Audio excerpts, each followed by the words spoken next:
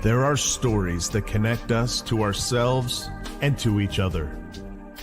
These stories reveal who we are and show us the many vivid colors of our truth. Welcome to Soul Wanderings, where we raise spiritual awareness and foster connections through these shared stories and personal experiences. Now, exclusively on KGRA Digital Broadcasting, your hosts, AJ and Natalie. Hello, Wanderers. Welcome. It's Wandering Wednesday, and we are here to hang out with you. And looking forward to tonight. I am AJ. I am Natalie. And we are your hosts of Soul Wanderings. We're heard live on Wednesday nights at 7 p.m. Eastern on live.kgradb.com. You can check out our show as well as all of the other many beautiful shows hosted here on kgradb.com. Also, we invite you to visit soulwanderings.com, where you can learn more about myself and Natalie, and also connect to all of our social media links from there. So, hello. Hello. It's really awesome the way that we plan our topics for the week. There are no accidents in how we chose to do this. Hello, post-election day to all. Yeah. Very interesting energy and navigating through emotions for so many humans today. It is either one emotion or another. And we knew it would be no matter where the votes landed. And that's the reason why we decided for today to be the topic of emotional clarity. So today we're going to get real with ourselves and our emotions and have a deeper understanding that we are capable of being in control of our own emotions, our own environments, if you will. And Natalie, she is the expert when it comes to emotional clarity. It comes from a basis of human design. And so I'm going to just play hang out and ask you questions that I think others may ask you and allow you to take the floor, because this is what you do. This is how you help others in the day-to-day. You are the go-to. I go to you. Many others go to you. You know what's up. So emotional clarity, Natalie. Oh, I was listening to a webinar. I only listened to a portion of the webinar today that was on human design in the business arena. Mm-hmm. And so it was looking at human design when you're in a larger group and how that all affects. But one of the questions that came through was, how do you listen to your solar plexus center, which is the center that is the emotional center within the 9-center being that we all are. We're all 9-centered beings. So if you start to understand the framework of the design and the 9-centered being, one of those centers is the emotional center, because it's the primary authority. If you have a defined solar plexus, it means you have emotional authority, which means that your way of making decisions is squarely in that center of emotions, which is a motor center and awareness center. So there's a lot of energy that goes along in that center. So the question was, how do I listen to my solar plexus? How do I know when it's clear? And one of the people leading they both were emotional, but one had not conscious emotion, and the lady that was responding was an emotional projector. And she said she gets this nervous sort of feeling. So if she's going towards making a decision, and she feels any sort of that nervous energy that doesn't, if she doesn't feel settled and she doesn't feel relatively calm, she knows that she needs to at least wait another day for a decision. So that's a little primer. So first and foremost, if you're listening to this and you get tugged at all about human design, there's lots of sites out there to get a free chart and learn whether or not you're emotional. It'll say that in your inner authority. If you're emotional, then this conversation is for both. Whether you have emotional definition or you don't, you get affected by emotional energy. But the awareness of whether it's your emotional waves that you've got to wade through, or if you need to have the awareness that you need to wait for someone else's emotional waves to get done making waves. So that's the first steps of talking about this emotional energy. And waiting for emotional energy to dissipate, and understanding that emotional energy is inherently chaotic. It's a motor, which means that it's churning. Like if you were to put a boat motor into the water, it churns the water to make momentum to move the boat. The solar plexus center, being a motor, moves the person that has that center of definition, and it moves each one of us that have that emotional energy. And it definitely moves non-emotional people as well. So it's really important to understand that because emotions have a lot of energy about them, there is no truth in the now when it comes to emotional things.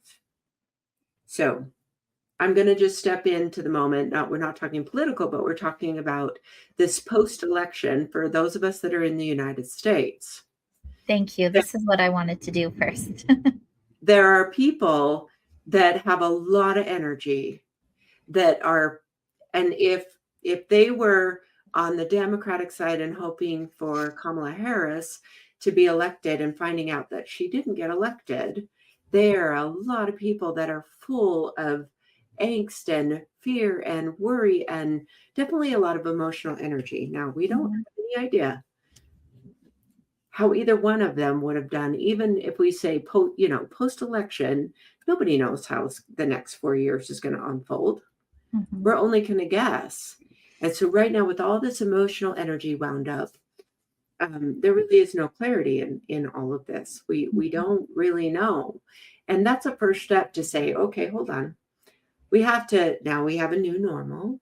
Now we have an idea of what's going to happen. Of course, we never really know what's going to happen, but we know that Donald Trump was elected president again. And that just feels very much awful for and because it was like, we're almost split across this country, like half and half. There's a lot of support in either side. So it feels kind of like the Super Bowl. And then you've got one team that won the Super Bowl and one team that lost the Super Bowl. There's clearly. And you think how emotional people get over sports. And we're talking about like our country. Yes. So high-end emotions. High-end emotions, right. So I want to just put out there and just say, okay, there's not a lot of truth in emotions, but there is a lot of energy in them.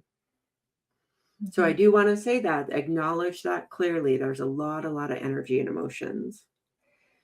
And from the framework of human design, there is a lot to be said by giving emotions time to dissipate. Energy needs time to dissipate. And so we're going to need to give ourselves a bit of time to dissipate. Now, I'm going to say on the side, if you were people that were pro-Trump and super excited, there's a lot of energy in being super excited too. Then you have to get in and do some work. And so even that doesn't have truth in it. Neither side has truth. Right. There's a lot of promises being made on both sides. We just have to see how it all plays out. And that's how I like to look at the emotions. Like, yeah, it sounds all bright and shiny right now for half of the country, right? But what's really going to take place. And that's how emotions are. We feel everything so intensely in the moment of the emotion, but after we sleep on it, we wake up the next day and we're like, oh, yeah, that something has shifted. It's not as intense. Right. Now that's really the recipe for gaining emotional clarity. But first and foremost, there needs to be this discussion that you and I have had lots of discussion about emotional clarity. Well, we're emotional Yes. in our design. Yes. And so it is a popular topic that we discuss. Yeah. Uh, I appreciate everyone's feedback. We're not going to talk about politics. We're Yeah, talking that's not. it's great. Like everyone has an opinion. I love that everyone has an opinion and a thought and a feeling, but there's um there's thoughts and opinions. There's no truth. And nothing is real. It's really when we talk about the it's all an illusion. We did a Mhm. couple weeks ago. Even this is it really is an illusion when we don't take it too seriously. Sit back and watch the movie, watch Yeah. things that as they play out, because we don't really know in these moments. So back to dealing with emotional energy that emotions have a lot of energy. So it's really uncomfortable when you have these intense emotions that can be quite distressing. Ultimately, there's a high level of discomfort, and we want to make them stop, control them, push them down. That's not the recipe that I talk about on a regular basis with people. Is they lean in. You have to feel it to go through the healing of it. You have to allow the emotions to fully dissipate. And emotions are very much a body experience.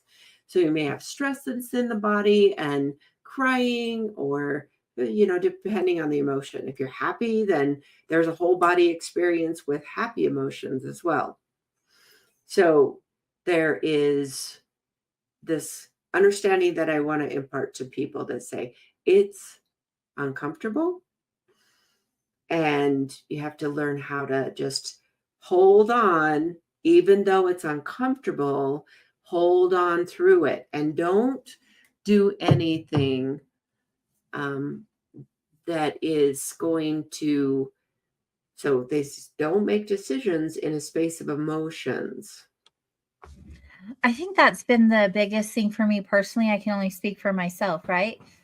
I I used to react like in the heat of the emotion because it was so real and what I felt was, right. Right. My ego was so in the way. And now when I get that heightened sense of emotion, no matter what that is, I I now am like, okay, just breathe. None of this is real right now. I won't feel this way tomorrow or even in a couple of hours. It literally is like riding a wave. Right. And or riding out a storm. Um, Right. it, I like to, well, I talk about this all the time, and I will say it over and over and over and over and over and over again, because that's the way emotional energy happens with the people that are emotionally defined. And then the other half of the planet that, according to their human design, if they're not defined, then they Mhm. are riding up and down on other people's emotions all the time, Mhm. because inevitably you're going to be around someone that is emotional. That's true. So understanding that emotional people have a wave after wave after wave, just like the ocean. Right. It would be really scary if we went to a beach and the ocean wasn't moving. It would be very eerie, wouldn't it be? Yeah, I think, Definitely a good analogy to even look at it that way. yeah. So we want to understand that. And so it's like, okay, so you can relax and understand that they're that in that intense intensity, Mhm. you it can be very difficult if it's a brand new practice for anyone to just breathe, breathe. Right. Well, and you have to look at the, like where I come from, you come from the human design. Once again, if you guys are new, Natalie comes from human design perspective. I come from an energetic and spiritual perspective. We meet in the middle. Sometimes they're exactly the same and sometimes they're a little different.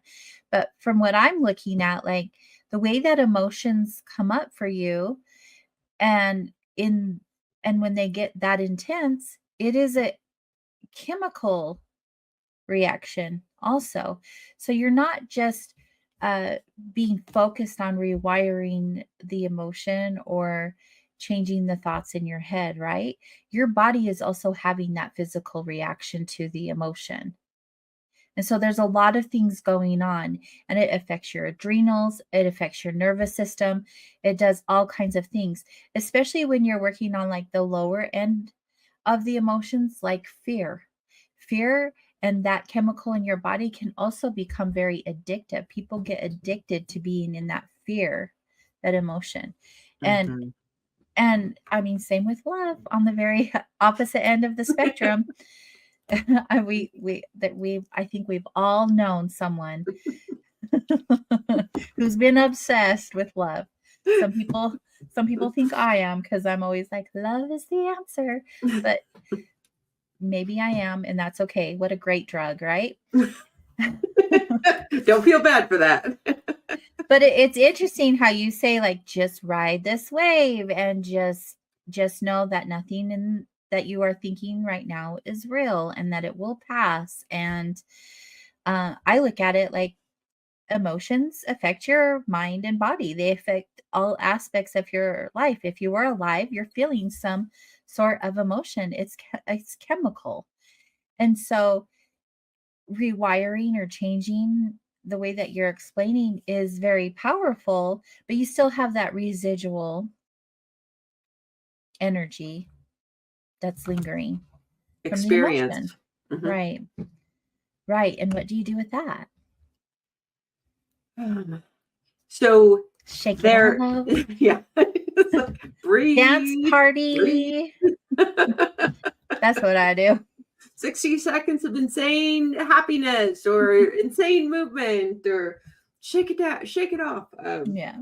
These are all practical tips. Hmm. Now, if you have been in the habit throughout your life of asking people to change their behavior because you get emotion and you blame another person for your emotion.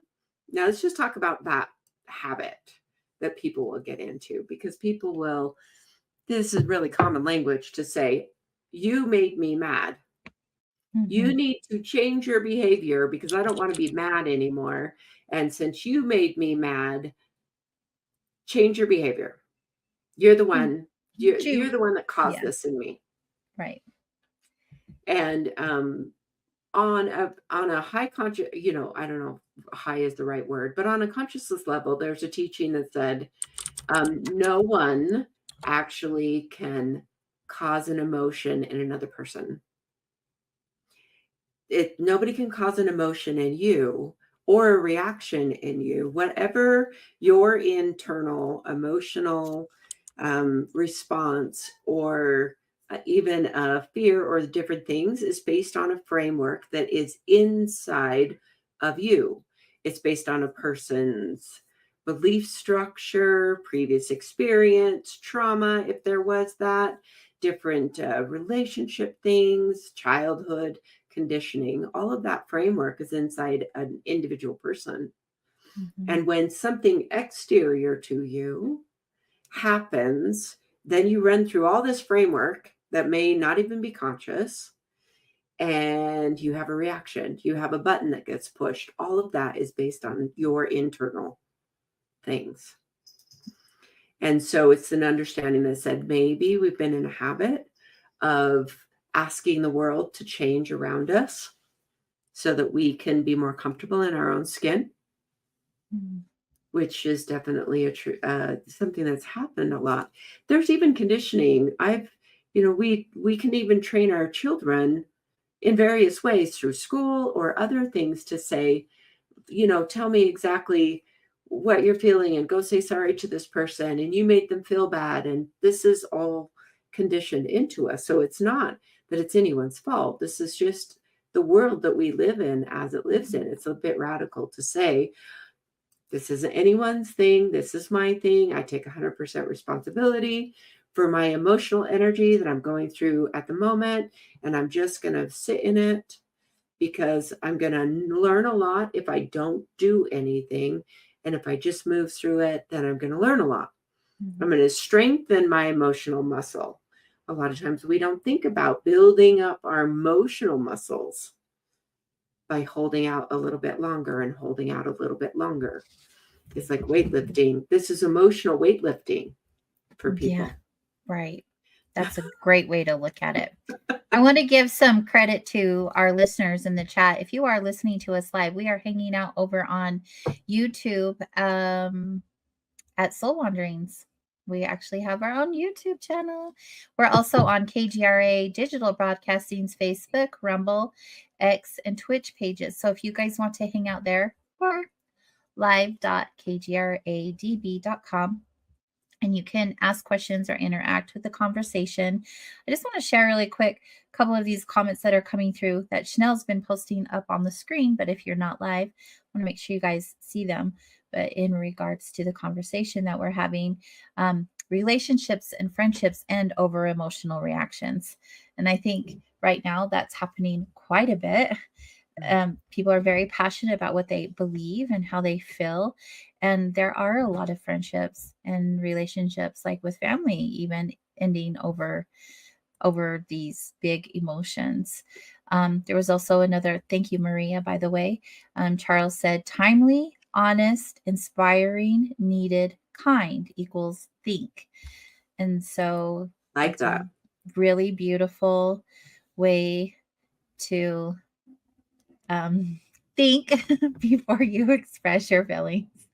And also, earthbound emotions may be why we chose to be here. And so I really, just some good little nuggets out there. You guys are great. I love it. I was spending some time with my 7-year-old nephew today, and he was talking about enjoying. He was eating some ham, and he said, "I really enjoy ham." And I said, "Savor is also another word for enjoy." Mhm. And if you savor food, that's on the spectrum of emotion. So we don't want to shut down our emotions. There's such goodness in emotional energy, and depending on the aspect or the spectrum of emotions that you're going in. But even in the darker melancholic, there's a lot to be said. There's a lot of creative energy. There's wonderful songs or poetry written from the darkness, this the dark side and the deeper emotions as you go through it. I love dark, deep, depressing music. I do. If I am riding a wave, let me go deeper.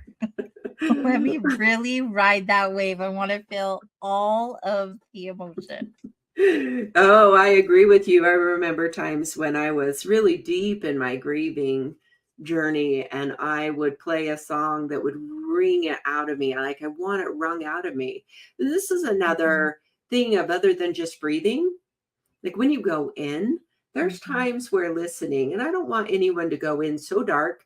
This is just a little thing to say. If you're super, super dark and you're feeling like you need to end it all, that's a different thing than what you and I are talking about. We're not talking about that level of extreme. But if you start to practice some of these habits, then you tend to not go as extreme because you are moving through the energy in a different way and dissipating it so it doesn't build up. Someone in one of my groups recently said, it is so much easier to do this on a regular basis than to wait for it all to build up and have to do it all at once, or just one big build up. Right. I would have to agree. I grew up like, don't cry, be a big girl, don't be a sissy, like whatever the wording was, like just don't do that. So I really got good at burying my emotions, and me being an emotional being obviously created some issues inside of my body because that's what happens with energy when it's trapped. Right.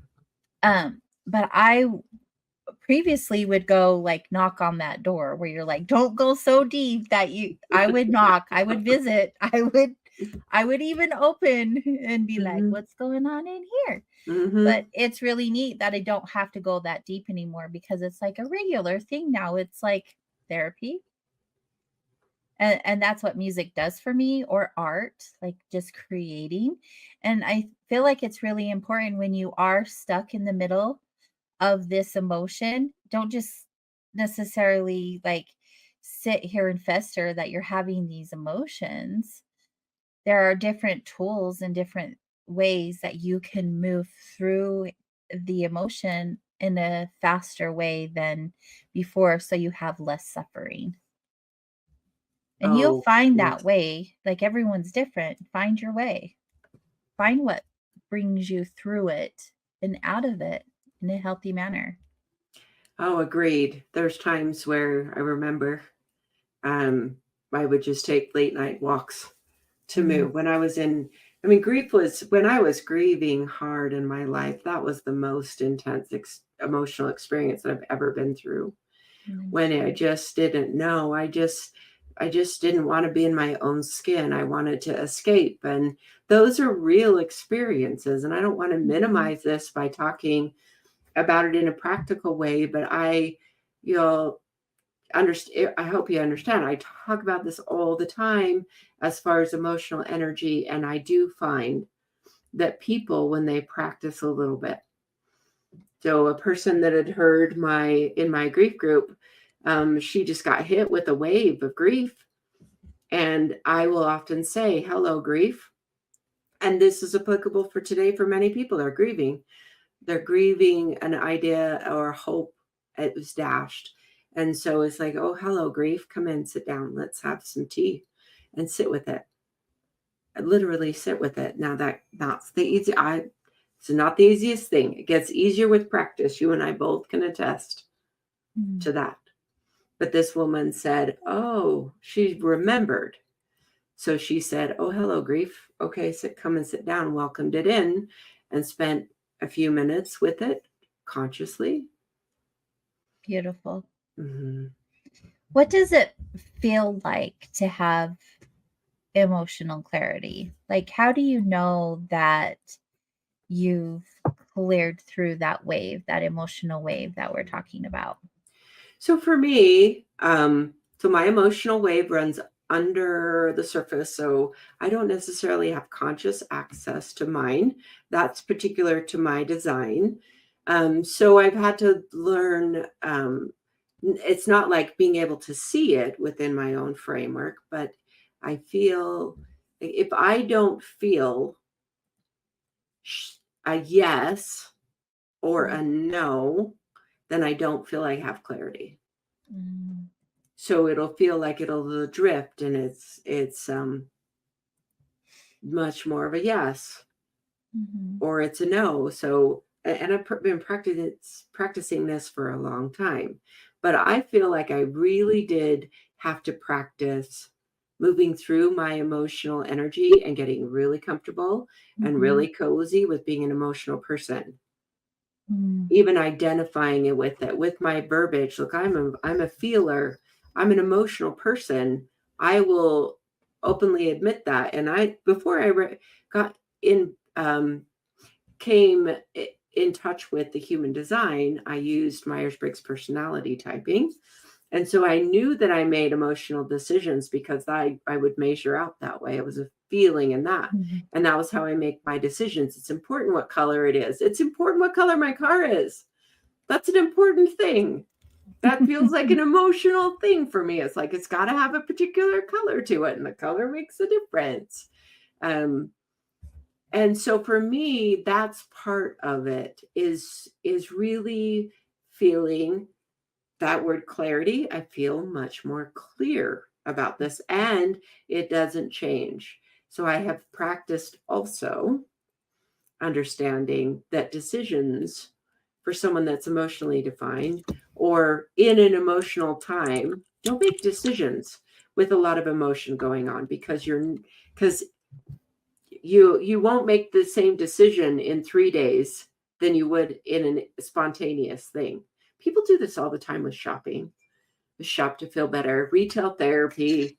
You fill the Amazon basket and go back in 3 days and you're just like, oh yeah, I don't feel like buying that anymore. I'm a master. I really am. So through practice, I've learned it's like, oh, okay, time. Really, I've just got to be a bit disciplined about giving my decisions time. Right. So what does it feel like for you? I do a lot of self-reflection. I feel like that is how I get really clear with what I'm experiencing, how I'm feeling. So before it was really chaotic and emotional, very emotional, and everything was just a lot. And after learning about my design and having you assist me in the ways that you have throughout the years, and the plethora of books and YouTube videos, I have all of these beautiful tools that we talk about in our toolbox. And I found the biggest thing for me is like deep self-reflection, like being a vital tool to achieving clarity and understanding on a much deeper level. Just like taking the time to really reflect on my thoughts and my feelings and really check in to see why I'm really feeling these things. So it's given me valuable insight to help me navigate that emotional landscape, if you will. So journaling has been really good, and not like writing down like big long stories, right? Because feelings and emotions are two different things, but emotions can create a story. Oh, And the definitely. stories aren't real. So I'm not talking about like journaling like this big old long story, but like writing down your emotions and thoughts and allow you to process your experiences more thoroughly because of it. Just even if it's like a bullet point system or however you choose, doodling, however you choose to do it. I feel like that's just been really helpful for me. And when I'm doing those things and nothing else is coming up for me, I I have like this realization like, oh, I am not emotionally attached to what I was experiencing before. That has moved through me.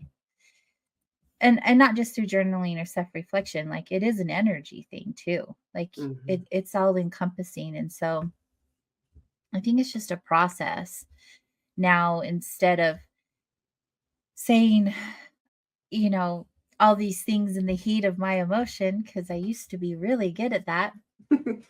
And I was right because they were my feelings. I know I don't need to waste my energy on that any longer, because yes, they are my feelings, but I don't have to prove, or my emotions, I should say. I don't have to prove that to anybody else. And I don't have to prove a point about how I'm having or why I'm having this emotion. This is me. This has nothing to do with anyone else. And so when I took other people out of the equation, I lost expectations and disappointment and all of these other unnecessary experiences, and it allowed more peace in my life. Which is a beautiful thing for Is you. exactly where I'm meant to be, yes.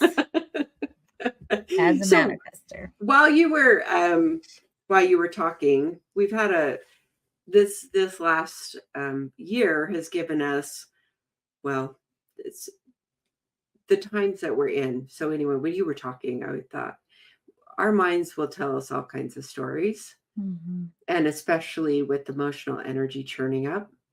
And so I was laughing on the inside because I thought, well, we've got to be careful of our own internal misinformation, like fact check ourselves. And a lot of times if you write the story down, and then let's just say it's some assumptions or expectations based on someone else and the way that they're behaving, And then you get into a conversation with that person, and that person explains their part, where they were, whatever was going on with them. And you find out that what the mind was telling you does not equal to what they were going through. This has been a common thing in my personal life, is my mind will make up all the stories. And I don't even know where it's coming from, but the ideas, and it can kind of feel like, well, maybe I'm getting some intuitive read, especially if you practice any dealing with connecting to your intuition. And even with the intuitive level, you got to fine tune the intuition too, because I was like, oh, intuitively I know this or that or the other, and then I would do this fact checking by listening to someone else of what they were doing in their day, and I was like, wow, that I was not accurate. That was not at all what was going on and churning in the story being told inside of me. And so I loved the ability to just say, all right, emotion, see that? This is truth. There's no truth in it. The mind wants to make up stories, and those stories are drawing up an emotional reaction in me. And that wasn't really fun. Okay, so that's something to note. And then you move from there. And so it's all this experiment with this concept, and how it works for you and I is not the way it's going to work for another person, because everyone's constructed somewhat different. But the core mechanical principles that human design teaches is that there is no truth in the now. Yeah. Because it's always moving. It's always moving up and down the way. That's one of the biggest things that I have learned from you, is there is no truth in the now. Like, I've read it, I've heard people preach it. But when you have somebody on your team constantly reminding you when you're having an emotional reaction that there's no truth in the now, it's like, oh, what am I doing? Why am I getting so emotional over this? It's not even real. In the beginning, it can feel really raw. I told this to someone the other day. I said, there's no truth in her emotions.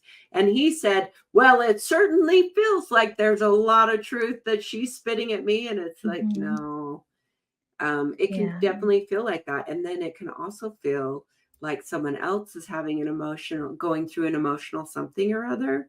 It can really draw any of us in, because we can really feel for that person, whatever's going on with them. And if they're really upset about something and they've got explanations, you can want to adjust for this person to go through that. But there's also benefit from allowing time for anyone to go through their own storm that they're going through. Believe in their ability to make it through it, instead of jumping at this idea that they won't be able to make it. Just hold this belief, like, I know that they'll be able to make it through that. And we hold that energy in our heart. And that's really powerful, because the power of intention. So as we're watching other people go through this difficult time, we just hold that love and understanding that everybody can make through whatever their storm is at any given time.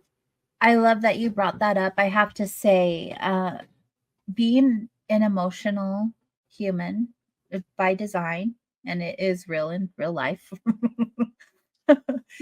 It, for like my husband or whoever's been around me that knows that I'm emotional, for them to support me when I'm emotional the way that they do now, with the understanding of I'm just need to move through it, is much more supportive than I've had in the past, where I have received a lot of backlash for having emotions. Like, you're so emotional, or control your emotions, or, whatever thing that they've said, which has made me even more emotional or more angry. Like, don't tell me what to do, and I feel this way, and insert whatever, right? So knowing those around you who are having emotions, and just like being more compassionate and understanding and holding space for them to navigate their way through it, is so supportive. And I even look at people who are emotional, way more emotional than I am, Because sometimes I've even looked at them in judgment like, whoa, that's a lot of emotion. It's way too much emotion for me.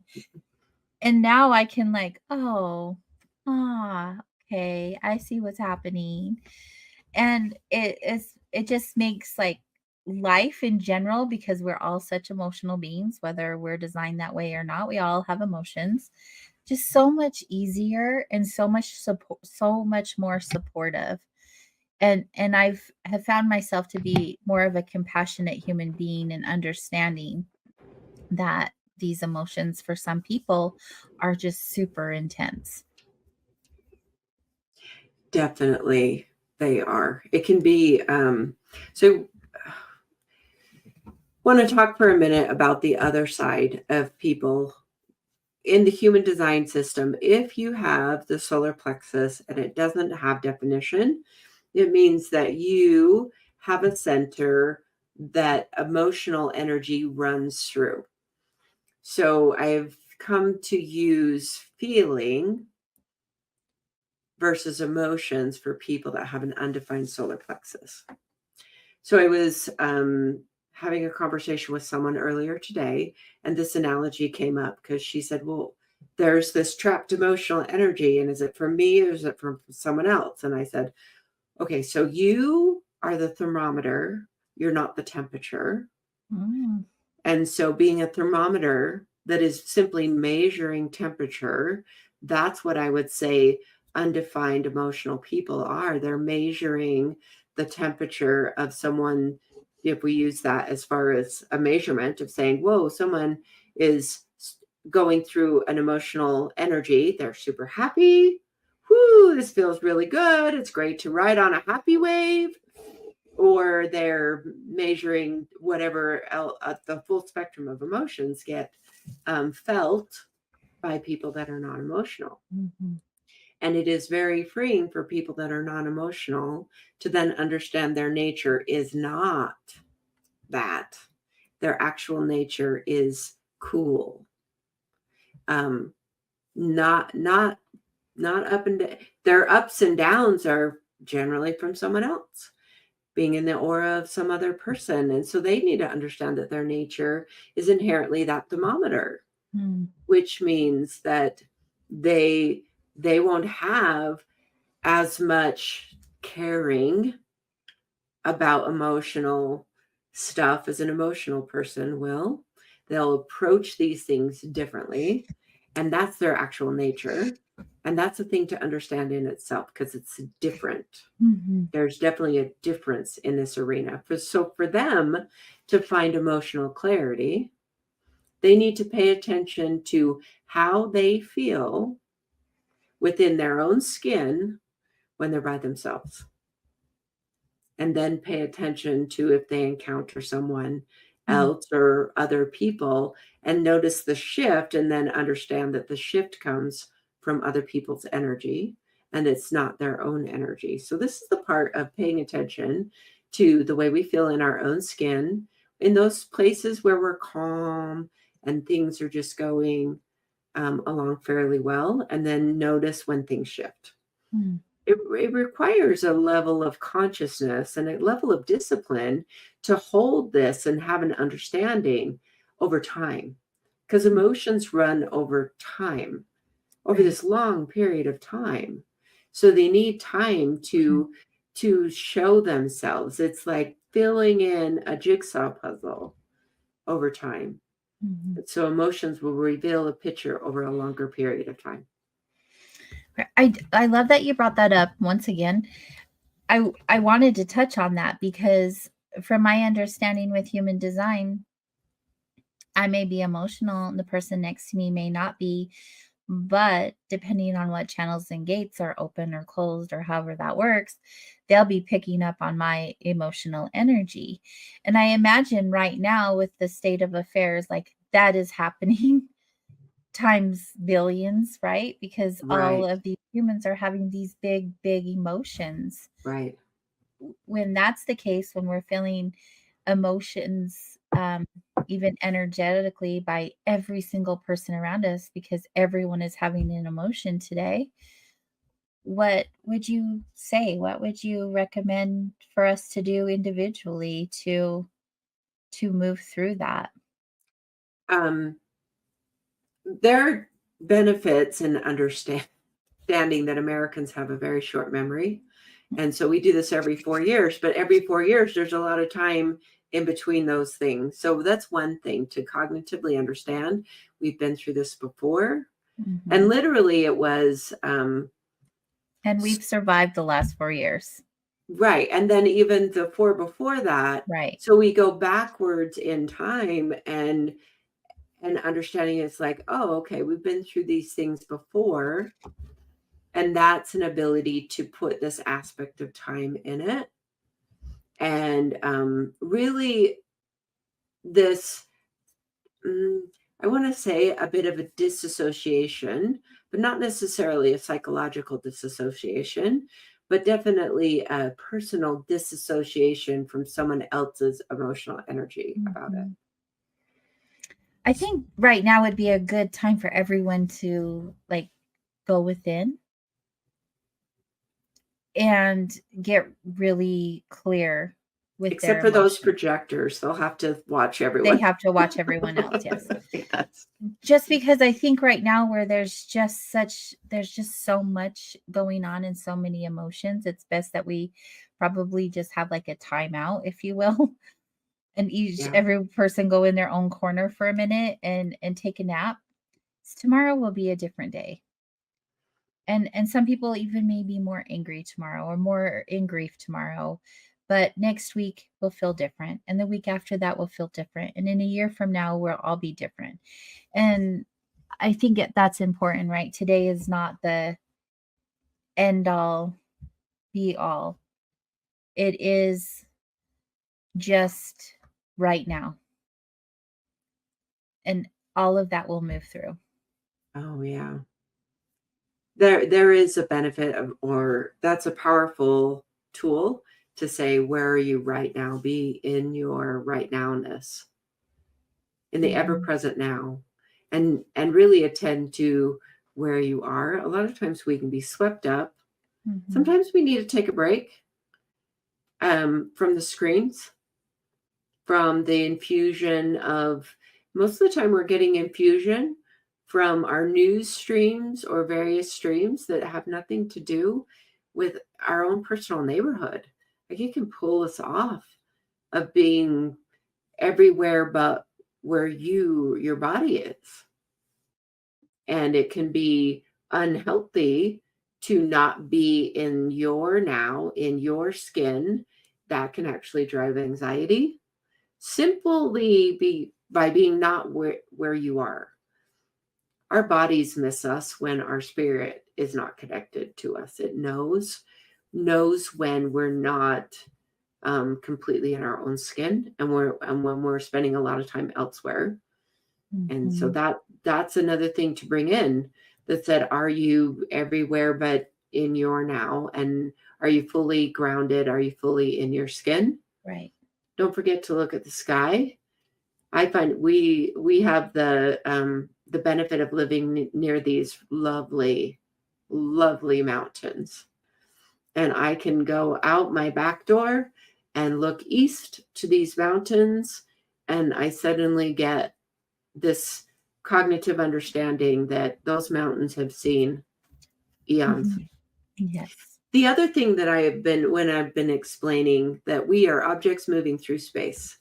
And so as objects moving through space, we don't really think about our planet is always moving through the galaxy, Mhm. through the universe, through the cosmos, through this bigger and bigger picture. We're always moving through space. So as you look at that, you start to get that this is a teeny thing compared to the greater universe. And that's a beneficial thing, because it puts this perspective in where you can just take a moment and say, okay, so this is happening in the now, and it can shift it from being so caught up in the storm to watch the movie that we're Mhm. in. Right. We don't want to get too wrapped up in the drama and take it too serious, but this is a fun time to be alive. It is exciting. And if you believe, we all signed up for this. We were like, yes, put us in the middle of that shit show. Let's do that. So whatever reason we did it for, we did it. And what a blessing either way, right? Like, these are big times. These are big movements, not just in our world, but our galaxy. Like, and it's creating a ripple effect to all the timelines and all of the lives, past, present, and future. There is a lot of emotion going on. And I'm so glad that we chose to have the emotional clarity conversation tonight. If you have any questions or want a deeper understanding of emotional clarity, I highly recommend you reach out to Natalie, and you can do that by going to soulwanderings.com. She can help you navigate your way through those emotions and teach you how to do that with ease and grace. She's a pro. That's what she does. Mm-hmm. And, I shared on my social media today that you can only control your own environment. And if you want to go into someone else's environment, you have no control over that. And so if you want your world to be a beautiful place, create beauty in your own environment, and you'll find a lot of peace there if you choose to create that. And everything outside of us is happening regardless of how we feel on the inside. So make your environment beautiful, peaceful, safe, loving, however you choose to do that. And that's what everything will look like in your reality. And that's what you can control. Do you have anything to add to that? I was seeing that just like we have to do housekeeping within our environment, I was seeing my mind's eye how we have to. There's times where we have to take out the stinking thinking thoughts, the rubbish thoughts, and we have to just literally choose to take those out to the dumpster and put those away. And we do have a lot of effect to that environment, and we do have a lot of ability to direct our personal world. And so if you think you can, you can. If you think you can't, you're right. And so we want to have the cans.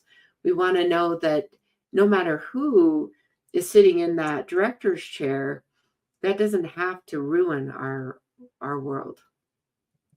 It really doesn't have to do that. And so it takes a level of responsibility for each one of us to say, okay, well, that's that. And then I have control of my own world. Yes. And the ability to navigate all of the things no matter what. So what world will you create from here on out? We invite you guys to create a beautiful and amazing environment for yourselves. Yeah. Thank you for all of the sharing tonight, Natalie. Oh, I love that you had so much to share. Just kick back and just was like, yeah, I've got the night off. This is good. I love the opportunity to share things that I'm passionate about. That's for sure. And you're so good at it. And a big thank you to our listeners. We really enjoy the interaction in the chat rooms. Your thoughts are really important to us. And so it's neat to see them being shared in the safe space. If you have any topic requests or any questions in general, make sure you email us at connect@soulwanderings.com. You can also reach out to Natalie there if you're interested in a human design appointment. And we'll see you all next week. Thanks again for being here, and good night, everyone. Have a good one.